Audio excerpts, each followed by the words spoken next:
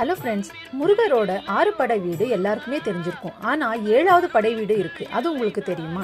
விழுப்புரம் மாவட்டம் திண்டிவனத்தில் இருக்கிற மயிலம் கோவில் தான் முருகரோட 7வது படை வீடாக சொல்லப்படுது.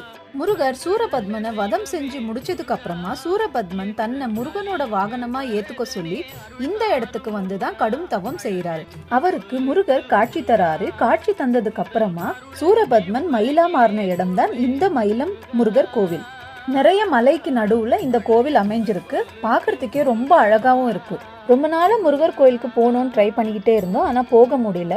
இந்த வாட்டி பாண்டிச்சேரி வந்ததுக்கு அப்புறமா என் கசின் இங்கதான் பக்கத்துல மயிலம் முருகர் கோயில் இருக்கு அப்படின்னு சொன்னா, சோ அதனால எங்களுக்கு இந்த பாக்கியம் கிடைச்சது. எல்லா முருகர் கோவில் மாதிரியே இந்த கோவில்லையுமே சஷ்டி விரதம் அப்புறம் கிருத்திகை எல்லாமே ரொம்ப ஸ்பெஷலா இருக்கும். நீங்க விழுப்புரத்துக்கு இல்லைன்னா திண்டிவனம் வந்தீங்கன்னா கட்டாயம் இந்த முருகர் கோயிலுக்கு வந்து பாருங்க.